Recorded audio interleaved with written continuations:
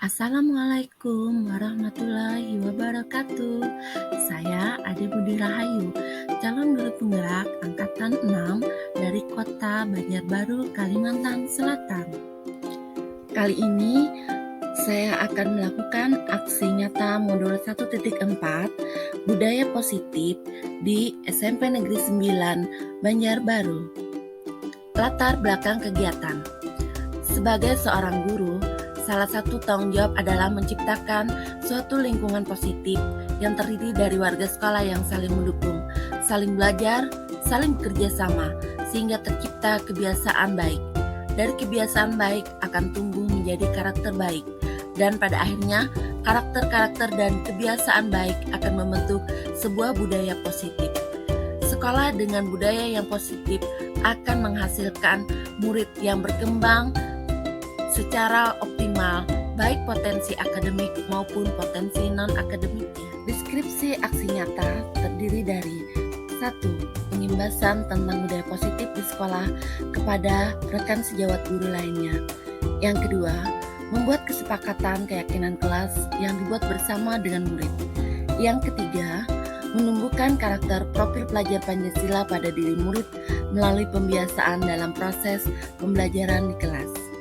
Adapun tujuan kegiatan, yang pertama, mewujudkan murid yang memiliki karakter mulia secara optimal melalui lingkungan yang positif yang akan menghasilkan budaya positif yang berakar kuat. Yang kedua, mengembangkan figur guru sebagai sosok teladan yang akan menjadi pusat strategi untuk diikuti oleh murid dan seluruh warga sekolah, sehingga akan meneladani nilai positif yang ada di lingkungan sekolah secara alami, sukarela, dan tanpa paksaan. Yang ketiga, diharapkan dengan pembiasaan positif tersebut dapat diterapkan baik di rumah maupun di lingkungan murid kita. Tolak ukur aksi nyata kegiatan yang pertama, terwujudnya kesepakatan kelas berupa keyakinan kelas yang sesuai dengan nilai kebajikan pada profil pelajar Pancasila. Yang kedua, murid menjalankan hasil kesepakatan yang menumbuhkan karakter lebih tertib secara sadar akan konsekuensi, bukan karena takut dihukum jika melakukan pelanggaran kesepakatan kelas. Yang ketiga, tumbuhnya rasa kesadaran pada diri setiap murid akan menjadi karakter baik secara jangka panjang tanpa meninggalkan rasa takut dengan hukuman yang hanya menyebabkan trauma negatif pada murid.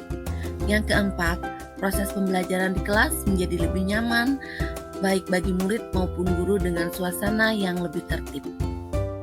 Lini masa tindakan yang akan dilakukan. Yang pertama, menyusun rencana tindakan aksi nyata budaya positif. Yang kedua, meminta izin dan dukungan kepala sekolah terkait aksi nyata yang akan dilakukan. Yang ketiga, memberikan sosialisasi kepada rekan guru melalui acara pengimbasan budaya positif. Yang keempat, memberikan sosialisasi kepada warga kelas terkait disiplin positif dengan kesepakatan keyakinan kelas. Yang kelima, menjelaskan pengertian dan manfaat kesepakatan keyakinan kelas sebagai langkah budaya positif di kelas. Yang keenam, guru sebagai wali kelas berkolaborasi dengan pengurus kelas dan murid untuk membuat kesepakatan keyakinan kelas. Yang ketujuh, menumbuhkan dan melakukan pembiasaan keyakinan kelas sebagai tindakan nyata seluruh murid di kelas agar budaya positif dalam diri murid akan berkembang secara optimal. Yang kedelapan, mendokumentasikan kegiatan aksi nyata budaya positif. Dukungan yang dibutuhkan. Yang pertama adalah warga sekolah, baik itu kepala sekolah, wakil kepala sekolah, wali kelas, dewan guru, BK, dan murid. Yang kedua, orang tua murid. Yang ketiga, sarana dan prasarana untuk menumbuhkan budaya positif di lingkungan kelas dan lingkungan sekolah. Hasil aksi nyata. Yang pertama, keyakinan kelas yang dibuat murid pada kegiatan aksi nyata ini membuat murid lebih percaya diri dan merasa menjadi bagian penting dalam pengambilan keputusan di kelas. Yang kedua, rekan guru juga menjadi antusias dengan pengimbasan tentang budaya positif di sekolah dan akan merealisasikan di sekolah secara bersama. Pembelajaran yang didapat dari pelaksanaan aksi nyata untuk faktor pendukung, yang pertama, dukungan dari kepala sekolah dan rekan guru sejawat lainnya. Yang kedua, sarana dan prasarana untuk mendukung kreativitas ide murid dalam membuat poster keyakinan kelas. Sedangkan tantangannya, keanekaragaman karakteristik murid dan waktu yang beragam untuk adaptasi dalam proses adaptasi perubahan dari budaya lama ke budaya yang baru yang harus bertahap. Rencana perbaikan untuk pelaksanaan di masa yang akan datang, kesepakatan kelas untuk membentuk keyakinan kelas akan dilakukan di awal tahun pelajaran bersama murid-murid di kelas yang baru. Berikut dokumentasi aksi nyata yang dilakukan di SMP Negeri 9 Banjarbaru tentang budaya positif. Minggu pertama, menyusun rencana tindakan aksi nyata budaya positif. Yang kedua, meminta izin dan meminta dukungan kepala sekolah terkait aksi nyata yang akan dilakukan.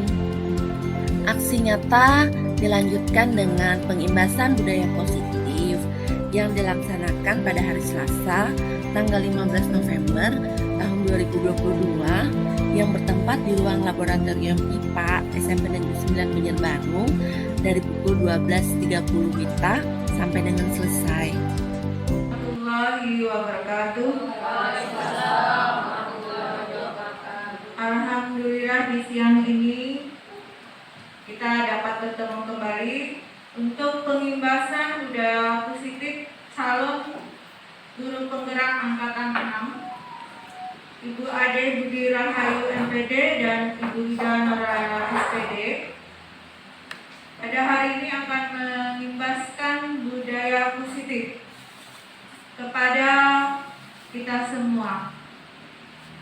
Mudah-mudahan apa yang disampaikan oleh Ibu Ade dan Ibu Ida dapat kita simak dengan baik dan kita dapat manfaatkan sebaik-baiknya.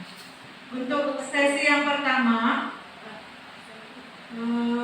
kita persilakan pada Ibu Ade Budi Rahayu MPD untuk menyampaikan pengimbasan dari guru penggerak angkatan 6 ini.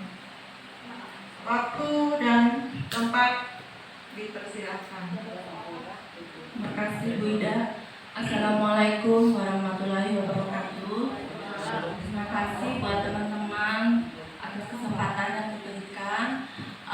Ini adalah pengimbasan aksi nyata kami yang kedua.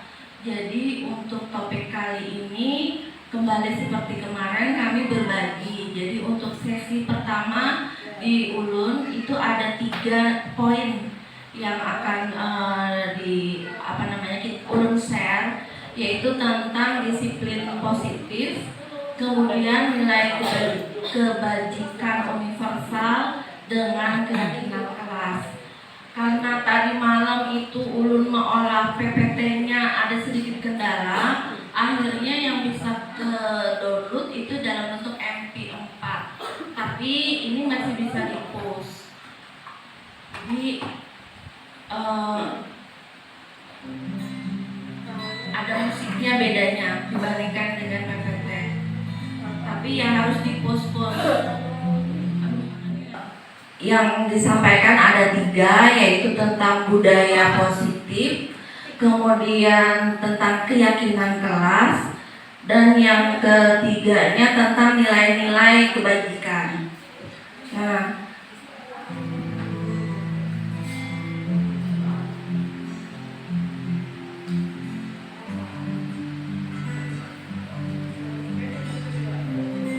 jadi tadi ada disiplin positif, nilai-nilai kebajikan universal, dan keyakinan kelas. Jadi 3 yang dari Ulun ini bersatu nanti dengan yang dari Ibu Ida Nurlela, itu adalah topik yang kami pelajari di modul 1.4 di program pendidikan guru penggerak, yaitu budaya positif. Jadi bagaimana di sekolah kita itu menciptakan adanya budaya positif. Jadi bagaimana budaya positif itu terbentuk itu diambil dari 3 poin ini. Yang pertama itu bagaimana kita memahami apa itu disiplin positif dan bagaimana kita menumbuhkan dan memulai berkembangnya disiplin positif. Kemudian disiplin positif ini arahnya atau pegangannya itu adalah pada nilai-nilai kebajikan.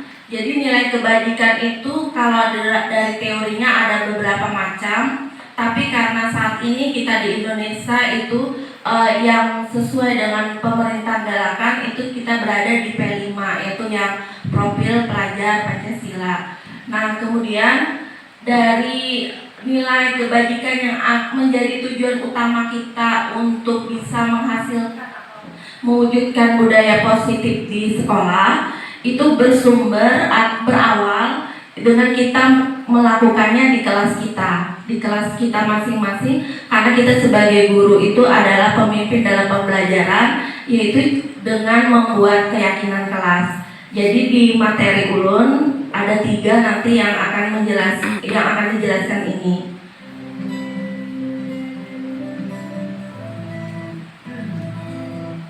Nah, disiplin positif. Pada awal kami belajar disiplin positif ini, mungkin bisa kita coba, misalnya pian berdua berpasangan. Jadi misalnya Ibu Karen dengan Ibu Lina. Jadi ini mencoba kegiatan cobalah buka. Jadi pada saat Ibu Karen dan Ibu Lina itu salah satunya disuruh mengepalkan, seakan-akan di tangan ini adalah sebuah rahasia hidup yang harus dirahasiakan. Kemudian ada pihak lain yang mencoba untuk membuka aib atau membuka rahasia. Bagaimana tindakan dari, kita contohkan yang pertama misalnya Ibu Lina.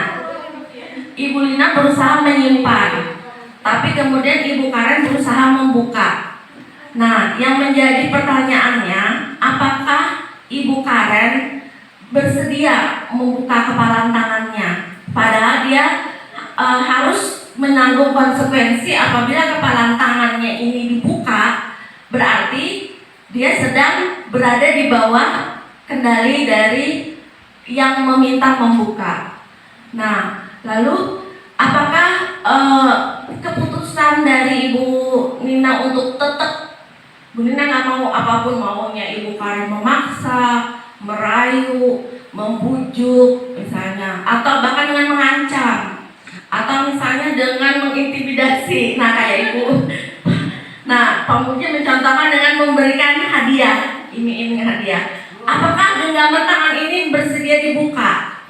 Hal ini sering dicontohkan dalam kehidupan kita sehari-hari. Kita sering dihadapkan kepada sebuah keputusan, apakah kita mengambil, mempertahankan, menggenggam tangan kita, atau kita bersedia membuka. Pada saat kita bersedia membuka, itu bukan berarti bahwa yang mau membuka itu berhasil.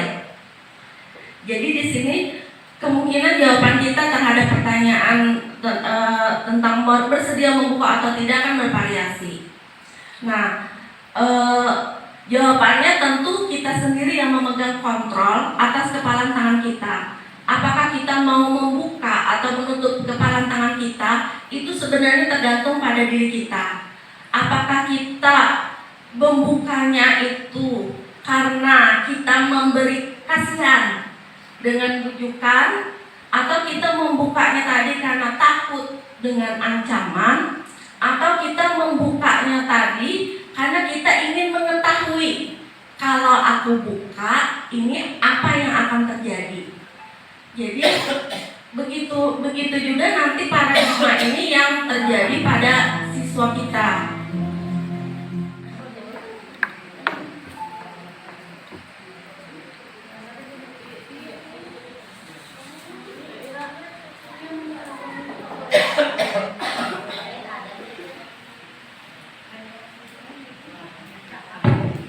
Ini lanjutkan. Di sini kami dapat sebuah teori yang teori ini disebut dengan choice theory atau control theory, yang mana ini disampaikan oleh seorang psikiater dan pendidik Dr. William Glasser. Ini menyebutkan bahwa ada beberapa hal yang selama ini sebenarnya kita salah memahami tentang makna kontrol. Kita seorang guru itu berperilaku di sekolah itu mempunyai fungsi sebagai pemegang kontrol kepada murid kita. Jadi di sini Dr. William itu mengatakan bahwa sebenarnya pada seorang guru itu bukan memegang kontrol. Jadi kalau kita ingin mengontrol anak itu sebenarnya adalah anak mengizinkan dirinya untuk dikontrol oleh guru. Jadi artinya kita sebagai guru pada saat berhasil mengontrol anak itu sebenarnya hanya ilusi.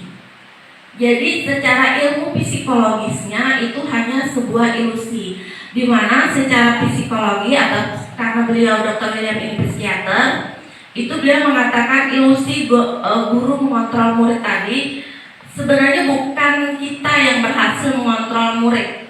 Murid itu punya hak penuh seperti dia menggenggam tangan, dia yang memutuskan apakah dirinya bersedia dikontrol guru atau dia berpura-pura seakan-akan guru itu berhasil mengontrol dia.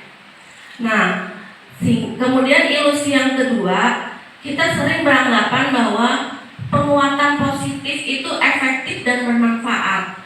Jadi misalnya segala usaha untuk mempengaruhi murid agar mengulangi suatu perilaku tertentu adalah suatu usaha untuk mengontrol murid tersebut dalam jangka waktu tertentu efektif mungkin iya. Misalnya kita mengontrol murid harus misalnya buang sampah di tempatnya.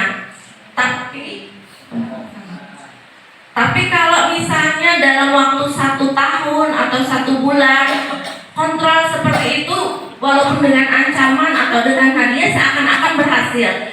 Tapi kalau tidak ada motivasi internal dari murid, kenapa ya aku harus membuang sampah di tempatnya? Kenapa ya Bapak dan Ibu guru ini melatih aku membiasakan membuang sampah? Kalau kita tidak memberikan itu kepada anak, maka semua penguatan positif yang kita lakukan di sekolah itu sebenarnya tidak bermanfaat untuk waktu lama. Mungkin pada saat dia lulus nanti, dia berpindah sekolah, kebiasaan baik yang ada di sekolah kita ini sekejap mata akan dia tinggalkan. Secara psikologisnya, kata Dr. William seperti itu. Nah, kemudian ilusi bahwa kritik dan membuat orang merasa bersalah itu dapat menguatkan karakter. Jadi misalnya kalau kita ingin mengontrol murid menggunakan kritik dan membuat anak itu merasa salah, itu sebenarnya pada saat itu seakan-akan kita benar berhasil mengontrol murid-muridnya misalnya jadi nurut. Tapi itu sebenarnya kita sedang membuat murid kita berada pada identitas gagal. Karena apa? Karena dia menjadi negatif. Oh, berarti aku manusia tidak berguna. Nah, mereka belajar untuk merasa bahwa diri mereka itu buruk. Padahal setiap anak tadi punya potensi. Jadi hal yang seperti itu menurut pembelajaran Ki Hajar, filosofi pembelajaran Ki Hajar Dewantara sebaiknya mulai kita tinggalkan. Karena memang dalam waktu singkat itu menurut kita seakan efektif, tapi itu bukan menguatkan sebuah karakter yang positif, tapi kita sedang memberikan anak sebagai identitas gagal. Kemudian lagi ilusi yang berikutnya itu adalah kita guru adalah orang dewasa, lalu kita seakan memiliki hak untuk memaksa. Menurut Dr. William, secara psikologisnya itu juga adalah ilusi. Jadi itu tidak akan efektif. Karena banyak orang dewasa percaya bahwa mereka memiliki tanggung jawab untuk membuat murid melakukan hal tertentu. Apapun yang dilakukan dapat diterima selama ada sebuah kemajuan berdasarkan sebuah pengukuran kinerja. Pada saat itu pula orang dewasa akan menyadari bahwa perilaku memaksa itu tidak akan efektif untuk jangka waktu yang panjang. Memang pada saat dia jadi murid kita seakan-akan nurut, Tapi itu tadi secara ilmu psikologis itu hanya sebuah ilusi.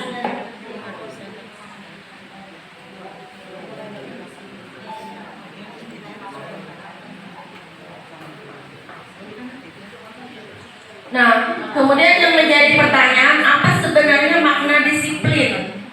Jadi yang kita inginkan adalah anak kita disiplin. Jadi disiplin yang terjadi pada anak itu, kalau tadi yang 5 tadi hanya ilusi, seakan-akan anak disiplin, padahal sebenarnya di dalam karakternya itu belum terbentuk disiplin. Maka menurut teorinya, itu disiplin adalah ketika anak, menurut Bapak lihat mana ya intisarinya supaya jangan panjang lebar.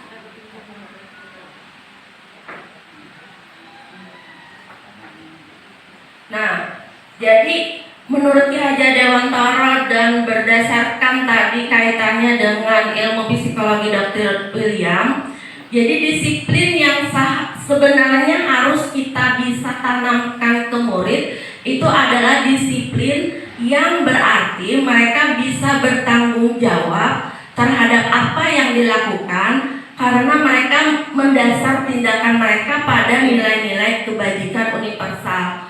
Jadi disiplinnya bukan karena tadi dipaksa oleh guru atau karena misalnya ingin dinilai baik oleh guru, tapi memang ada motivasi intrinsik jadi dalam diri dia yang mewujudkan rasa tanggung jawab bahwa oh kalau aku mau sukses ya memang aku harus seperti ini.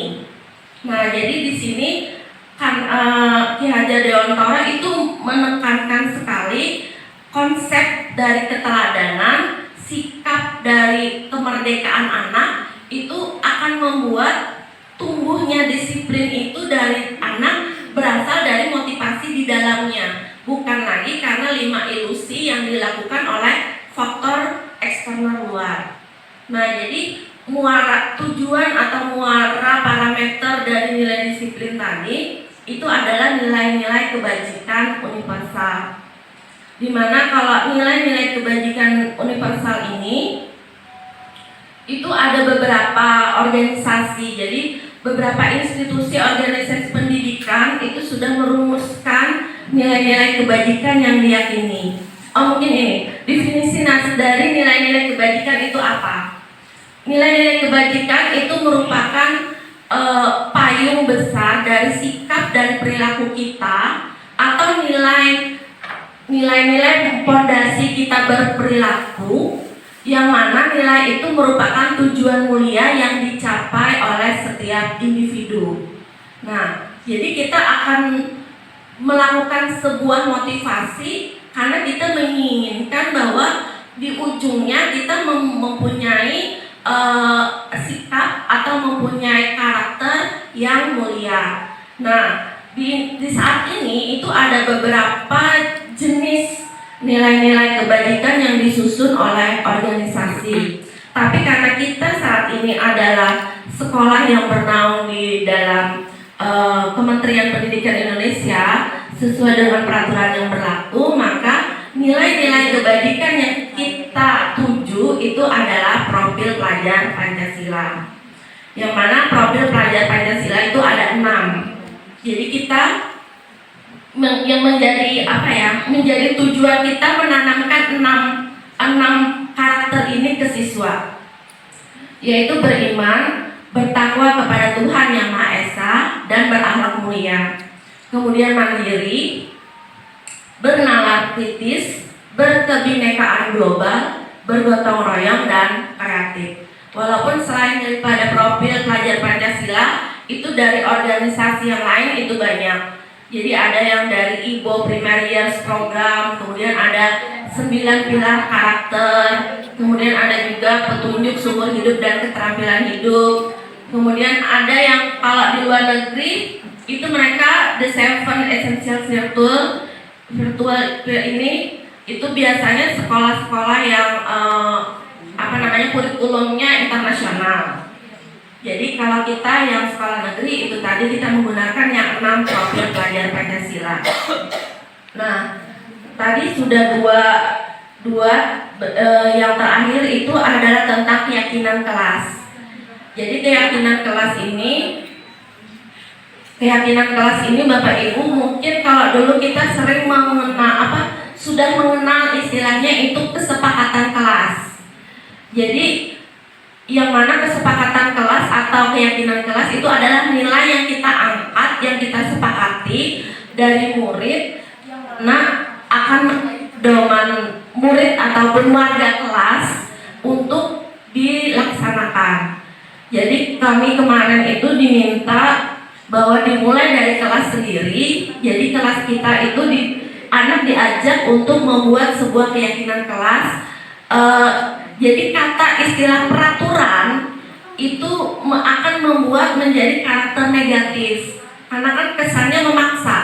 Tapi kalau dengan keyakinan kelas, karena kalau kita yakin misalnya kita yakin kalau kita bersedekah kita dapat pahala. Nah itu kan beda dengan misalnya kamu wajib kasih duit ini ke orang. Nah jadi sebenarnya mungkin bentuknya itu mirip. Jadi keyakinan kelas ini ujung-ujungnya sama aja Bang, sekalinya kayak peraturan kelas. Tapi di sini makna psikologis yang tertanam di dalam karakter anak untuk membentuk disiplin internal dalam diri anak itu yang beda. Jadi kita di sini lebih menghargai anak sebagai individu yang merdeka, sebagai manusia yang sebenarnya. Makanya kita membuat bukan peraturan kelas. Kalau peraturan kelas tadi memaksa, tapi keyakinan kelas. Karena dengan istilah itu anak meyakini bahwa nilai-nilai kebajikan itu yang harus dia pegang dan dia laksanakan, dan nilai-nilai itu akan melekat menjadi karakter dalam diri dia. Jadi tidak ada lagi rasa keterpaksaan, kemudian tidak ada lagi rasa berharap ingin sebuah penghargaan, karena hukuman dan penghargaan itu adalah hal yang sama sekali sebaiknya paling akhir untuk kita lakukan bagi seorang guru. Karena kalau anak cuma dikejar untuk harus taat karena hukuman atau harus melakukan prestasi karena hadiah, itu karakter yang terbentuk pada anak masih identitas gagal.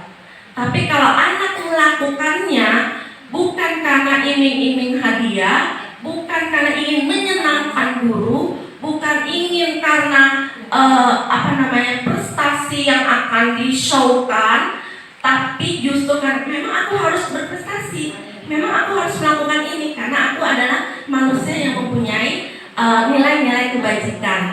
Nah, sehingga nanti kita, kalau biasanya kita kan ada istilah peraturan kelas yang kita buat di setiap kelas, kemudian nanti ditempelkan. Jadi sebenarnya udah di video tadi itu ada mengambil waktu kami kemarin itu di TK pembina. Jadi di TK sana pun yang TK itu di tiap-tiap kelas mereka itu sudah ada keyakinan kelas dan mereka pilih sendiri.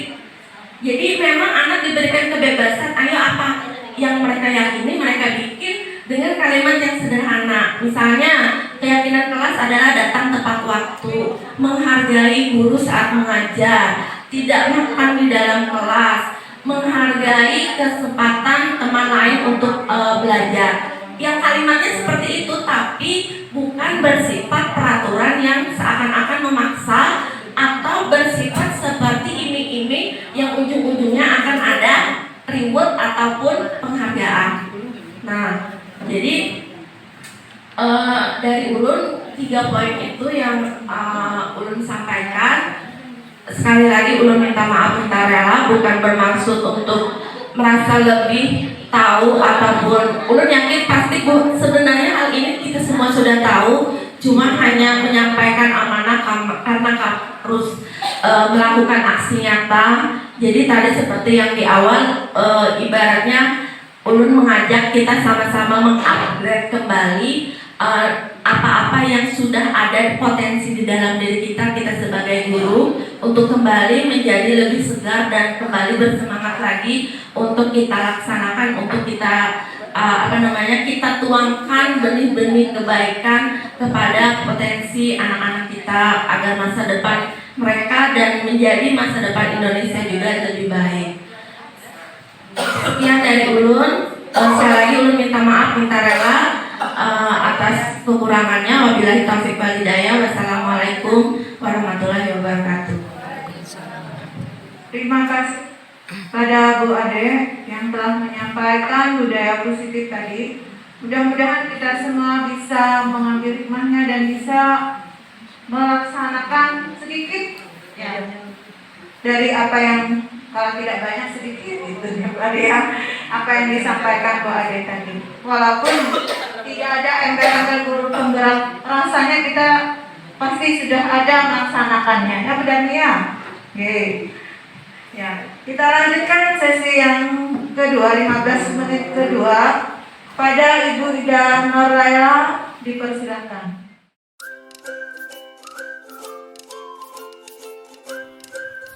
Aksi nyata berikutnya tentang budaya positif dilanjutkan dengan bersama murid membuat keyakinan kelas.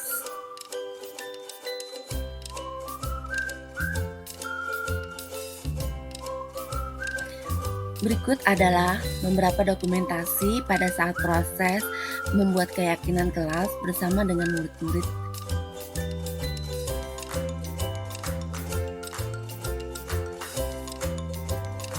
Dan inilah hasil kesepakatan bersama murid dalam membuat keyakinan kelas, yaitu yang pertama, kelas harus selalu bersih dan rapi. Yang kedua, berada di kelas sebelum pelajaran dimulai. Yang ketiga, tidak makan sambil belajar atau saat ada guru. Yang keempat, tidak berisik dan berbicara berteriak. Yang kelima, boleh saling meminjam alat tulis dengan izin dan dikembalikan kembali. Yang keenam, tidak membawa orang luar kelas ke dalam kelas termasuk pacar. Yang ketujuh, aktif di pembelajaran dan tidak mempermalukan kelas karena malas mengerjakan tugas. Yang kedelapan, saling menjaga teman dan tidak menyakiti. Yang terakhir, hormat kepada semua guru. Terima kasih. Begitulah keyakinan kelas yang dibuat bersama dengan murid. Demikianlah pemaparan saya tentang aksi nyata modul 1.4 budaya positif di sekolah. Semoga bermanfaat. Saya Ade Budi Rahayu, CGP Angkatan 6 dari Kota Banjarbaru. Teruslah berkreasi dan nantikan aksi nyata yang berikutnya. Salam dan bahagia. Salam guru penggerak. Maju terus pendidikan Indonesia. Assalamualaikum warahmatullahi wabarakatuh.